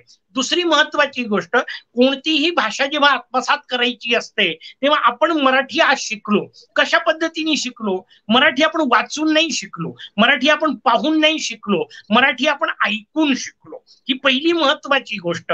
माझ्या घरात आजूबाजूचे सगळेजण मराठी बोलत होते, ते मी ऐकत होतो. त्या श्रवण संस्कारातून माझी भाषा मराठी तयार झाली. मी कदाचित गुजराती ऐकणाऱ्या घरात असतो तर गुजराती बोलत असतो, मी कदाचित तमिळ ऐकू येणाऱ्या घरात असतो तर मी तमिळ बोलत असतो. भाषा ही श्रवणातून साध्य होत असते. आणि म्हणून सगळ्यात पहिली महत्वाची गोष्ट, संस्कृत श्रवणाची सवय लावावी लागेल, हा पहिला विषय. त्यासाठी वेगवेगळे संस्कृत संस्कृत संभाषणाचे वर्ग संस्कृत भारती सारखी अद्वितीय संस्था जिकडे तिकडे चालवत असते. आता तर युट्यूब सारखे माध्यम जे आहेत त्याच्यावर आपल्याला हे अनेक वर्ग मिळू शकतात. ऐकत राहणे हा पहिला विषय. किती वेगवेगळ्या पद्धतीने आता आपल्या समोर आकाशवाणीवर संस्कृतचे वर्ग येतात किंवा वार्ता सुद्धा येतात. अगदी दूरदर्शनवर सुद्धा संस्कृत वार्तावली या नावाने कार्यक्रम चालतो. जसं जसं तुम्ही ते ऐकाल तसे श्रवण संस्कार होतील. एक एक परिच्छेद का होईना रोज मी वाचायचा प्रयत्न करील अशी पुढचा हिशोब असला पाहिजे. पहिल्यांदा ऐकणे, मग बोलणे, त्याच्यानंतर वाचणे आणि सगळ्यात शेवटी लिहिणे ही शिक्षणाची पद्धती असायला पाहिजे. आपल्या शिक्षण पद्धतीतलीच अडचण जी आहे की नुसतं वाचणे लिहिणे, तिथूनच या सगळ्या भाषांची पंचायत निर्माण होते. म्हणून संस्कृत ऐकत राहणे हा पहिला विषय. तो संस्कार आपल्याकडे सहज घरातल्या स्तोत्रांच्या माध्यमातून मिळत होता. रामरक्षा समजत होती की नाही माहित नाही, ऐकत होतो. भगवद्गीतेचा 12वा अध्याय समजत होता की नाही माहित नाही, कानावर रोज पडत होता. सहज स्नानाला गेल्यानंतर सुद्धा देवी सुरेश्वरी भगवती गंगे म्हणत आपण स्नान करत होतो. उठल्याबरोबर करारविंदे पदारविंदम हे स्तोत्र येत होतं. कराग्रे वसते लक्ष्मी सारखे श्लोक येत होते. स्नानाला गेल्यानंतर गंगेची यमुनेचैव सहज पद्धती होती. हे श्रवण संस्कार लाभत होते आणि म्हणून जेव्हा अभ्यासाला बसत होता तेव्हा त्याला ते काही विचित्र वाटत नव्हतं. आज दुर्दैवाने आपले हे संस्कार लोपले, त्याच्यामुळे ती आपल्यापासून दुरावल्यासारखी वाटते. हा पहिला विद्यार्थी दशेतला विषय. ज्यांना शक्य आहे त्यांनी घ्यावं. नवीन शिक्षण पद्धतीमध्ये आणखीन जे जे उपक्रम आता सध्या विद्यालयीन महाविद्यालयीन विद्यापीठीय स्तरावर आम्ही राबवतोय त्यात पुढचा विषय तर असा येणार आहे की ज्याला कोणाला आपला विषय सोडून आणखीन एक विषय घ्यायचा आहे तशी सुविधा आता शिक्षण पद्धतीमध्ये राहणार आहे. त्याच्यामुळे महाविद्यालयीन स्तरावर अभ्यास करणारे जे असतील त्यांनी त्याचाही जरूर विचार करावा. भविष्यामध्ये आपल्याला कदाचित 1-2 वर्षात अशा प्रकारचे प्रश्नपत्रिका सगळ्या विद्यापीठात सुरू होतील. आपण त्याचाही जरूर विचार करावा. मला त्याच्या पलीकडे जाऊन सांगायचंय, ठीक आहे संस्कृत प्रत्यक्ष बोलता येणार नाही, कदाचित संस्कृत कदाचित रोजच्या भाषेत वापरता येणार नाही, मान्य. पण संस्कृतच्या बाबतीतलं जे आपलं ज्ञान आहे, कारण शेवटी संस्कृतकडे आपल्या भारतीय ज्ञान संग्रहाचा प्रवेशद्वार म्हणून आपण पाहिलं पाहिजे. भारतामध्ये एकही शास्त्र असं नाही की ज्या शास्त्रात संस्कृत ग्रंथ लिहिलेले नाही. म्हणजे त्याच्यात गणित असतील तर भास्कराचार्यांसारखे अद्वितीय लेखक आपल्याकडे आहेत. रसायनशास्त्र असेल तर नागार्जुनांसारखे अद्वितीय लेखक आहेत. तुम्ही स्थापत्यशास्त्रात जाल तर मयासूर आहेत, मानसारम सारखे ग्रंथ आहेत, वृक्षायुर्वेदावर ग्रंथ आहेत, आयुर्वेदावर ग्रंथ आहेत, केवळ गजविद्या तेवढ्यावर ग्रंथ आहेत. खगोल विद्येवर भास्कराचार्य आर्यभट्टांसारखे अद्वितीय मनीषी आपल्याकडे होऊन गेलेले आहेत. रसायनशास्त्रज्ञ नागार्जुन आपल्याला सांगितलं. वेगवेगळ्या पद्धतीने विमान विद्येवर आपल्याकडे ग्रंथ आहेत. म्हणजे ज्या ज्या अद्वितीय विद्या सध्याच्या काळात आपण अभ्यासतो या सगळ्यांवर प्राचीन भारतामध्ये अध्ययन झालेलं आहे. आता एक व्यापक विचार आपल्याला करावा लागेल की जो कोणी विद्यार्थी संस्कृत प्रेमी आहे, ठीक आहे, नाही मला संस्कृत शिकताना महाविद्यालयात हरकत नाही, मी वैद्यकीय क्षेत्रात जाणार असेल ना तर मला चरक सुश्रुत वाग्भट्ट शिकायचे आहेत. तुम्ही भलेही एमबीबीएसचा अभ्यास करा, ॲलोपॅथीचा अभ्यास करा, पण भारतीय संस्कृतीत त्यात काय सांगितलंय याचं चिंतन करा. भारतीय परिवेशाला लागू पडेल अशा पद्धतीचा अभ्यास आपण त्या दृष्टीने केला पाहिजे. मी सिव्हिल इंजिनिअरिंगच्या क्षेत्रात जाणार असेल तर मी मानसारम मयमतम वाचलं पाहिजे. आज भाषांतर उपलब्ध आहे. मी असं नाही म्हणत की तुम्हाला मूळ संस्कृत आलं पाहिजे, ते भाषांतर वाचा. काय होईल, त्या क्षेत्राच्या माणसाला ती टर्मिनॉलॉजी जितक्या सहजतेने कळेल ना तितक्या संस्कृतच्या प्राध्यापकासारख्या मला कळेलच असं नाही सांगतायत. म्हणजे एखादा केमिस्ट्री मधला एमएससी जो असेल तो जर समजा नागार्जुन वाचेल तर त्याला नागार्जुन जितके सहजतेने कळतील ना तितके मला नाही कळणार, कारण मला पहिले केमिस्ट्री समजून घ्यावं लागेल. आज भाषांतर उपलब्ध आहेत. या वेगवेगळ्या मार्गातून आपण प्राचीन संस्कृत वाङ्मयाकडे जरी वळलो ना तरी एक मोठा विषय आहे. आणि वरच्या वर्गाचा विचार म्हणून आपल्याला सांगतो, ज्येष्ठांचा विचार म्हणून आपल्याला सांगतो. आता म्हटलं तसं सगळे भाषांतर उपलब्ध आहेत. भाषांतराच्या माध्यमातून सुरुवातीला आवड निर्माण करा. एकदा श्लोकाचा अर्थ समजला ना मग तुम्ही श्लोक वाचा, निश्चित समजतो. कारण तितकं संस्कृत निश्चित सोपं आहे. एकदा ऐकत राहिलं ना की तुम्हाला निश्चितपणे लक्षात येईल. पण मानसिकता कशी आहे, म्हणजे एका संस्कृत दिनाच्या कार्यक्रमात करता मुद्दा आमंत्रित करण्यात आलं होतं. मी मुद्दाम शब्द वापरायला सुरुवात केली. म्हणजे अस्य कार्यक्रमस्य सन्माननीयः अध्यक्षाः उपस्थिताः गुरुजनाः उपस्थिताः मान्यवराः पत्रकाराः च तथा च मम प्रिय बंधु भगिन्याः अद्य संस्कृतदिन कार्यक्रमस्य अस्मिन् कार्यक्रमे वयं सर्वे एकत्रिताः सम्मिलिताः. मुलांचे चेहरे असे विचित्र झाले. मी म्हटलं मला सांगा, आतापर्यंत जेवढे शब्द वापरले यातला कोणता शब्द असा होता हो की जो तुम्ही ऐकलेला नव्हता? अस्य कार्यक्रमस्य अध्यक्षः न समजण्यासारखं काय होतं? अस्मिन् कार्यक्रमे उपस्थिताः गुरुजनाः न समजण्यासारखं काय होतं? मम प्रियाः छात्राः न समजण्यासारखं काय होतं?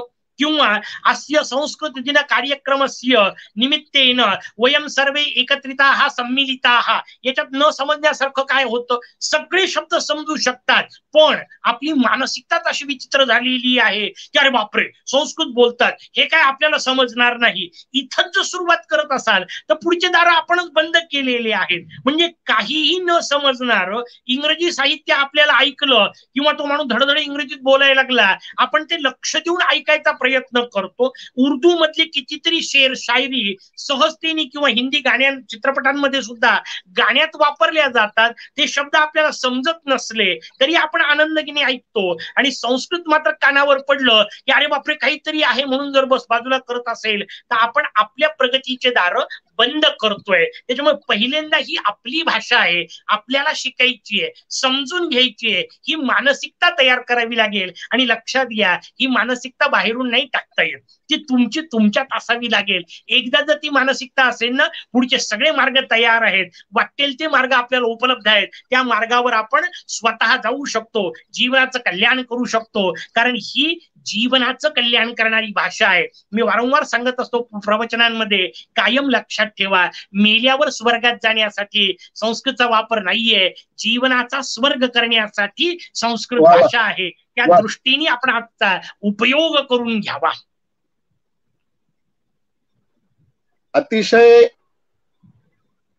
मनातल्या सर्व शंका फेडणारं असं हे मार्गदर्शन आहे. म्हणजे मला माझ्या घरामध्ये संत साहित्याचे संस्कार आहेत आणि आपण संस्कृत भाषा आत्मसात करण्यासाठी जे प्रयत्न करायला सांगितले ते आपण प्रयत्न ते सांगत असताना तुकोबारायांचा एक अभंग अगदी माझ्या मनात रुंजी घालत होता. तुकोबाराय देखील एके ठिकाणी असं म्हणतात की असाध्य ते साध्य करिता सायास कारण अभ्यास तुका म्हणे. तुकोबाराय हे म्हणजे अभंगवाणी प्रसिद्ध तुकयाची असं त्यांच्या वाङ्मयीन रचनेच्या बाबतीत म्हटलं जातं. परंतु तेच तुकोबाराय एके ठिकाणी असं देखील म्हणतात की वेदांचा तो अर्थ आम्हासीच ठावा एरांनी वहावा भार माथा. म्हणजे तुकोबारायांनी देखील संस्कृत भाषेचा, वैदिक संस्कृत भाषेचा चांगलाच अभ्यास केलेला होता आणि ती वैदिक संस्कृत भाषेतलं ज्ञान पचवून जगाला पटवून सांगण्यासाठी जनसामान्यांच्या भाषेमध्ये त्यांनी ते आणलं होतं. अर्थात जनसामान्यांच्या भाषेतून व्यक्त होण्याकरता देखील संस्कृत भाषेचा अभ्यास अत्यंत आवश्यक आहे. हेच तुकोबारायांचं चरित्र आपल्याला सांग. ज्ञानेश्वरांनी जरी श्रीमद भगवद्गीतेची टीका भावार्थ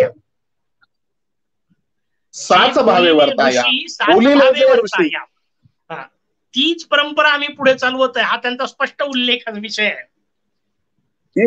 हा अगदी ज्ञानेश्वरांनी भावार्थ दीपिका आपल्या मराठी भाषेमध्ये महाराष्ट्री टीका त्यांनी केली, परंतु ते करत असताना देखील त्यांनी 56 भाषांचा केलासे विस्तार. कुठल्या एका भाषेवरती ते अवलंबून नाहीयेत आणि देवभाषा त्यांनी देखील आत्मसात केलेलीच होती. त्याच वेळेला 1400 वर्ष जगलेले चांगदेव योगी त्यांचं शिष्यत्व पत्करतात हे आपण बघतो. आणि अशा रीतीनं संस्कृत भाषा ही अतिशय महत्वाची भाषा आहे. आणि अगदी आपण देखील आज वाचे बरवे कवित्व, कवित्वी रसिकत्व, रसिकत्वी परतत्व, स्पर्शू जैसा असं ज्या कालिदासांच्या बाबतीत म्हणावं लागतं, अगदी तत्तुल्य व्यक्तिमत्व संस्कृत भाषेच्या बाबतीत आपलंय. आपण देखील संस्कृत भाषेच्या बाबत वेगवेगळे उपक्रम सातत्याने जनसामान्यांसाठी आयोजित करता. मी अगदी विविध सोशल मीडियाच्या माध्यमातून, विविध वर्तमानपत्र, मासिक, अंकांच्या माध्यमातून आपले जे वेगवेगळे उपक्रम आहेत त्या उपक्रमांविषयी मला माहिती मिळत असते. मी तुम्हाला विनंती करेल की तुम्ही संस्कृत भाषेच्या प्रचारासाठी, प्रसारासाठी, जनसामान्यांपर्यंत पोहोचविण्यासाठी आपण कुठले कुठले उपक्रम यापूर्वी आयोजित केलेत आणि भावी काळामध्ये तुमचं आयोजित करण्याचा मानस आहे ते देखील तुम्ही एकदा तुमच्या मुखातून सांगितलं तर आम्हाला त्याचा जास्त आनंद होईल. आता म्हटलं त्या पद्धतीने माऊलींची जी रचना आहे ना, की माऊली म्हणतेय की मूळ संस्कृत मध्ये असलेलं ठीक आहे, प्रत्येकाला नाही पोहोचता येत, पण आपलं हे कार्य आहे. ज्यांना मध्यस्थ होता येतं त्यांनी त्या संस्कृत मधलं ज्ञान लोकभाषेमध्ये, कारण शेवटी ज्ञान महत्वाचं आहे. भाषा तर निश्चितपणे महत्वाची आहेच, त्याच्याबद्दल प्रश्न नाही. कारण शेवटी कसं आहे, जे मूळ खायचंय ते मूळच आहे, त्याच्याबद्दलचा प्रश्नच नाही. भाषांतर हे शेवटी दुधाची तहान ताकावरच भागवणे आहे, पण निदान दुग्धजन्य पदार्थ एवढा तरी विषय आपण त्याला म्हणू शकतो. त्या पद्धतीने आपण भाषांतराचा विचार. पण कसं आहे की मूळ शिकत आता जो वेळ घालवत बसलो तर आयुष्य तेवढं आपल्याला मिळत नाही. आणि जेव्हा साधनं उपलब्ध आहेत तेव्हा त्यांचा जरूर उपयोग करावा. त्या पद्धतीने प्राधान्याने आम्ही सुरुवात केली, जसं आपण सांगितलं सुरुवातीला की गणपत्य संप्रदाय, कारण तो माझ्या अत्यंतिक जिव्हाळ्याचा विषय आहे, अत्यंत अध्ययनाचा आणि मुळात साधनेचा विषय आहे. त्यामुळे गणपत्य संप्रदायातलं मुद्गल पुराण हा प्राधान्याने विषय घेतला. वडिलांना ज्याचा उल्लेख आपण सुरुवातीला परिचयात करून दिला की 21 ग्रंथात्मक. आमचे पिताश्री महाराज गणेशाबद्दल सांगताना म्हणायचे, गणेश या 3 अक्षरावर रोजाना 3 तास 12 वर्ष विवेचन करता येतं. इतके हे विषय व्यापक आहेत, लक्षात घ्या. त्या अद्वितीय असणाऱ्या ज्ञानशाला ज्या सगळ्या मिळाल्या त्या ज्ञानाला मातृभाषेमध्ये ठेवायचं म्हणून 21 ग्रंथांची योजना केली. व्यापकता किती आहे मी आपल्याला विषय म्हणून सांगतो. मुळात योजना 10 ग्रंथांची होती, प्रत्यक्षात साकार होताना ते 21 झाले. म्हणजे मुळात साकारेपर्यंत दुप्पट होण्या इतके. आणि आता जी परिस्थिती आहे ती जर मी सांगतो आपल्याला की प्रकाशक जर ताकदीचे मिळाले ना तर 121 ग्रंथ तयार होऊ शकतात, इतकं ते अद्वितीय व्यापक आहे. त्यानंतर मुद्गल पुराण, अर्थात पुराण जेव्हा आपण लोकांच्या समोर ठेवतो तेव्हा पुराणांच्या केवळ कथा ठेवून उपयोग नाही, कथा नसतात ऐकायच्या, कथनीय ऐकायचं असतं. म्हणजे मी नेहमी एक उदाहरण देतो की आयुष्यातली ऐकलेली पहिली कथा, एक होता काऊ एक होती चिऊ, काऊचं घर शेणाचं चिऊचं घर मेणाचं, ही सुद्धा सरळ लागत नाही हो. कारण लक्षात घ्या, पाऊस आल्यानंतर काऊचं घर वाहून गेलं असं वर्णन आहे, वास्तविक ते उंच असतं, ते वाहून जात नाही. बरं, आपण समजा आपल्या नातवंडाला ही कथा सांगितली ना तर तो आपल्याला सरळ सांगेल, खोटं बोलू नका, काऊचं घर शेणाचं नसतं, चिऊचं मेणाचं नसतं, कावळ्याचं काड्यांचं असतं, चिमणीचं गवताचं असतं. का सांगितली असेल आजीने मला ही कथा? माझ्या आजीनी मला पाळण्यात झुलवताना ही कथा सांगताना भूमिका होती की पाऊस आल्यानंतर कावळ्याचं घर वाहून गेलं का? कारण शेणाचं होतं, शेणावर पाणी पडलं ना की प्रत्येक कण वेगळा होऊन वाहतो. तसं घरावर संकट आलं आणि सगळेजण वेगवेगळे झाले ना तर घर नष्ट होतं, संस्कृती नष्ट होते, देश नष्ट होत असतो. हे आजीनी संस्कार मला दिले. मेणावर पाणी पडलं की सगळे कण एकमेकाला चिपकतात, तसं संकटात आपण एकमेकाला धरून राहिलो ना तर हा देश टिकून राहील. हे संस्कार आजीने मला झुलवताना दिले. मला सांगा, काऊ चिऊच्या कथेचे जर इतके अर्थ असतील तर पुराण कथा समजून घ्यायला केवढा अभ्यास करावा लागेल. त्या दृष्टीने आपण हा सगळा विचार मांडण्याचा प्रयत्न करतोय. त्या कथा नाही सांगायच्या आहेत, कथांच्या मागचं कथनीय काय आहे, काय सांगायचंय त्यांना, त्या कथांमधली सामाजिक दृष्टी, त्या कथांमधली आध्यात्मिक दृष्टी, त्या कथांमध्ये असणारं विज्ञान, या वेगवेगळ्या दृष्टीने. कारण जे खंड आपल्याला सांगितले 9 मुद्गल पुराणाचे 1300 पानांच्या वर विवेचन आहे, सध्या 3 खंडात आहे. संपूर्ण अशा पद्धतीने आपण त्या कथांचे रूपक उलगडून दाखवण्याचा प्रयत्न त्यामध्ये केलेला आहे. संस्कृतच्या बाबतीमध्ये हे वेगवेगळे ग्रंथ मी आपल्याला सांगितले परिचयामध्ये, तशा प्रकारचे ग्रंथ निर्माण केलेले आहेत. वेगवेगळे उपक्रम आम्ही स्थानिक पातळीवर राबवतो. मग अगदी संस्कृत प्रभात यात्रा असेल किंवा वेगवेगळ्या परीक्षांना विद्यार्थ्यांचं बसणं असेल, वेगवेगळ्या प्रदर्शनींच्या माध्यमातून असेल, व्याख्यानमालांच्या माध्यमातून. वणी नगरीमध्ये आता या लॉकडाऊनमुळे नाईलाजानी बंद पडलं, पण दर महिन्यामध्ये संस्कृत साहित्याचा रसग्रहण करणारं एक व्याख्यान,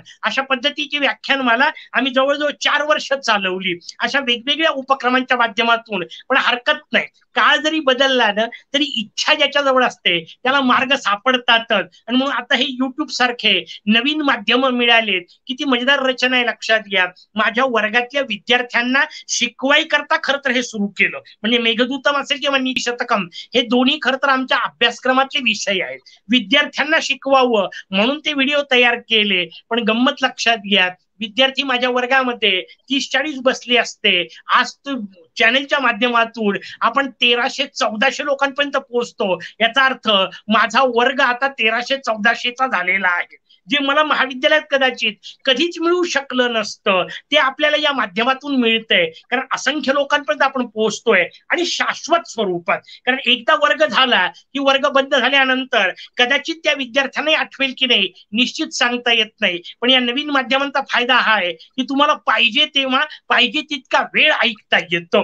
हे जे सगळे उपयोग आहेत ना या माध्यमांचे ते समजून घेतले पाहिजे. सगळे माध्यम सकारात्मक रीतीने वापरले तर कायमच उपयोगी असतात. त्यातली ती सकारात्मकता आपल्याला स्वीकारता आली ना तर संस्कृत भाषा आपण आणखीन व्यवस्थितरित्या समजून घेऊ शकू, जगाच्या समोर ठेवू शकू. त्यासाठी आपल्याला जमतील ते प्रयत्न निश्चितपणे आपण केले पाहिजेत. बरोबर आहे. खरोखर संस्कृत भाषेविषयी आपण आजपर्यंत जे काही योगदान आमच्या सर्वांना दिलं, अगदी मी देखील तुमचा अप्रत्यक्ष विद्यार्थीच आहे एकलव्यासारखा. आणि आमच्या या गुरुकुल शिक्षा युट्यूब चॅनलच्या माध्यमामधून आम्ही असा एक संकल्प केलेला आहे की जास्तीत जास्त विविध क्षेत्रामध्ये आपलं कार्य कर्तृत्व सिद्ध करणाऱ्या लोकांच्या गाठीभेटी घ्यायच्या आणि त्यांचं त्यांच्या क्षेत्राविषयीचं कार्य कर्तृत्व जे काही असेल ते कार्य कर्तृत्व जास्तीत जास्त लोकांपर्यंत पोहोचवायचं. मी देखील प्राथमिक शाळेत विद्यार्थ्यांना विविध विषय शिकवणारा शिक्षक नंतर झालो. अगोदर मी कला शिक्षक होतो. मी म्हणजे फाईन आर्ट्सचा स्टुडंट आहे, कला शिक्षक आहे. मात्र मी ज्या वेळेला शाळेत शिकवायला गेलो त्यावेळेला मला अगदी इयत्ता 1ली पासून ते इयत्ता 10वी पर्यंत अनेकविध विषयांवर ते माझ्या घरातला विद्या वारसा असल्यामुळे शिकवण्याची संधीही मला माझ्या संस्थेनं दिली. आणि त्या विद्या वारशामुळे मी ते ज्ञान स्वतः आत्मसात केलेलं जे काही होतं ते मध्यस्थाच्या भूमिकेतनं मांडत आलो. आणि काहीतरी एक गुरुकृपा म्हणा किंवा एक ईशकृपा अशी आहे की आपल्यासारख्या विद्वत जनांचा स्नेह माझ्या घराण्याशी कायम आहे. आणि या स्नेहामधूनच माझ्या मनामध्ये एक कल्पना या लॉकडाऊनच्या काळात आपल्यासारखीच आली की आपण देखील असं एखादं युट्यूब चॅनल चालू करावं जे शैक्षणिक मार्गदर्शन करेल, जे आध्यात्मिक मार्गदर्शन करेल, जे संस्कृती दर्शन घडवेल, जे आणखीन काय म्हणता येईल त्याला संत साहित्याचं चिंतन करेल, विविध क्षेत्रातल्या कर्तृत्ववान व्यक्तींचं कार्य समाजापुढे आणेल. आणि या सगळ्या माध्यमाचाच एक भाग म्हणजे आमचा हा प्रसंगोपात असणारा हितगुज कार्यक्रम. आणि या महाकवी कालिदास दिनाच्या निमित्ताने आपण आज या हितगुज कार्यक्रमामध्ये आमच्या या गुरुकुल शिक्षा युट्यूब चॅनलवर आलात.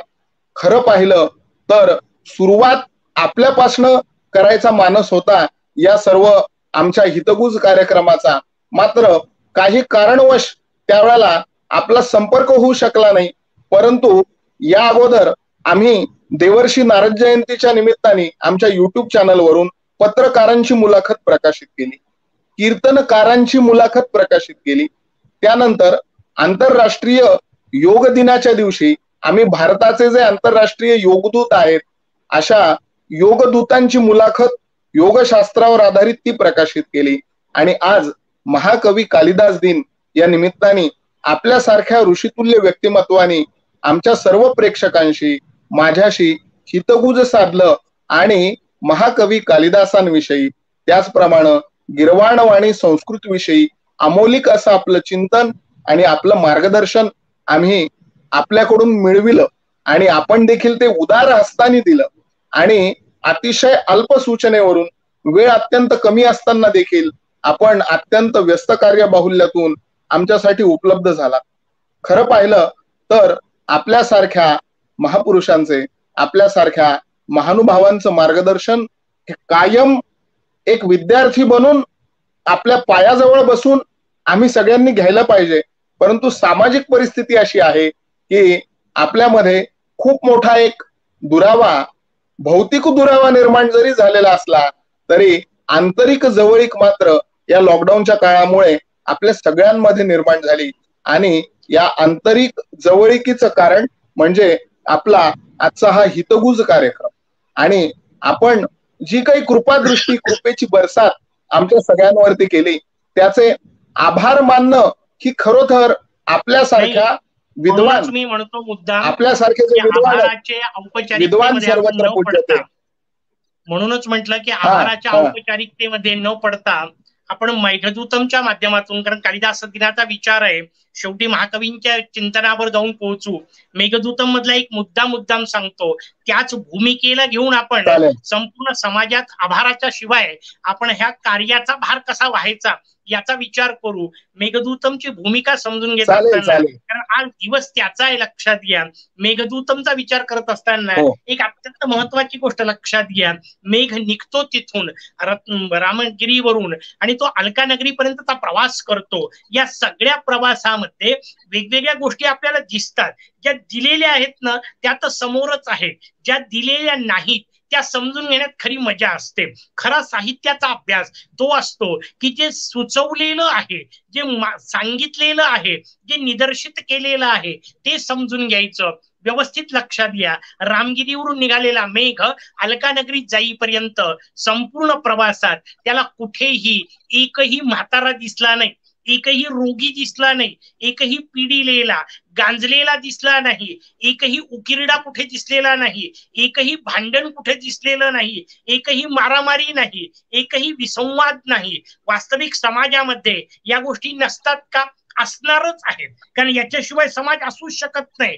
त्याही काळात या असणार आहेत. पण प्रश्न महत्वाचा आहे, समाजात काय आहे हे पाहायच्या ऐवजी मी काय पाहायचं याचं भान मला असलं पाहिजे. आणि संपूर्ण प्रवासामध्ये यक्ष त्या मेघाच्या निमित्ताने तुम्हाला आम्हाला सांगतोय, जे आपल्याला सावरकरांनी त्यांच्या शब्दात सांगितलं, जे जे उत्तम उदात्त उन्नत महन मधुर ते काय पाहायचं ही भूमिका आपल्याला मेघदूतम शिकवतं. नेमकं काय पाहायचं ही भूमिका आपल्याला कालिदास शिकवतात. आणि त्याच्यामुळे संपूर्ण आयुष्याकडे उत्तम उदात्त महन मधुर पद्धतीने पाहणं ही कालिदासांना खऱ्या अर्थाने आदरांजली आपली असणार आहे. इथून पुढे माझी दृष्टी अशी राहील, अशी प्रतिज्ञा आपण त्यांच्या चरणाशी करू आणि त्यांना वंदन करू, कारण तोच खऱ्या अर्थाने कालिदास दिनाचा योग्य अशा प्रकारचा संदेश असेल.